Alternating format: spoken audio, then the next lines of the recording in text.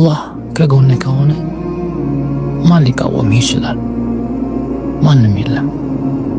አላህ ደግሞ በአንተ ላይ ከሆነ ማን ከጎንህ ሊቆም ይችላል? ማንም የለም። የአላህን ፍቅር አትርፈህ ከሆነ ታዲያ ምን አጣህ?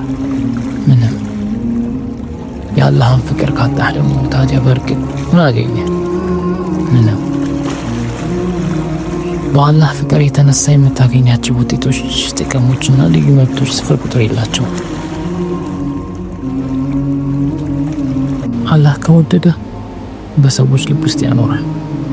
ሰዎች ደግሞ ይወዱህ ዘንድ ይህ በዋጋ የማይተመን ጥቅም ነው። አስበው፣ በዙሪያ ባሉ ሰዎች ሁሉ መወደድ። አላህ ሲወድ ጥበብን ይለግሳል።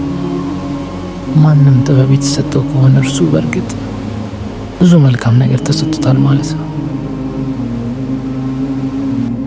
ጥበበኛ ሰው በትንሽ ገቢ ይደሰታል፣ ይረጋጋል። ጥበበኛ ያልሆነ ግን ያልተገደበ ገቢ ቢኖረው እንኳን ሊሰቃይ ይችላል። ጥበበኛ ሰው በአማካይ ሚስቱ ደስተኛና ረካተኛ ይሆናል። ጥበበኛ ያልሆነ ግን የተሻለ ደረጃ ያለች ሚስት ቢኖረው እንኳን ይሰቃያል። ጥበበኛ ሰው ጠላቶችን ወደ ወዳጅነት ሊለውጣቸው ይችላል። ጥበበኛ ያልሆነ ግን ወዳጆችን ወደ ጠላቶቹ ሊለውጥ ይችላል። አንድ ሰው ከአላህ ዘንድ ጥበብ በተሰጠው ጊዜ ዋጋ የማይተመኑ ነገሮችን ያገኛል። ጥበብም የሚሰጠው አላህ ለምእመናን ለእምነታቸውና ለጽድቃቸው እንደ ሽልማት ሲሆን፣ ጥበብ ደግሞ እሱ ከሚሰጣቸው የአላህ ፍቅር ጥቅሞች አንዱ ብቻ ነው። አላህ ጥበብን ሲሰጥህ ሰኪናን ወይም መረጋጋትና ሰላምን ይለግሳል። ሰኪና መረጋጋት ለሰውየው ያለ ደረጃ ይሰጠዋል።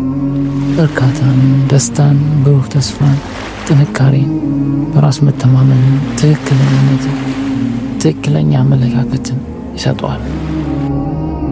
ይህ ሰኪና፣ ሰላምና መረጋጋት ያለ ሁሉ ይህ ብቻ ቢሆን እንኳን ደስታን ይሰጣል።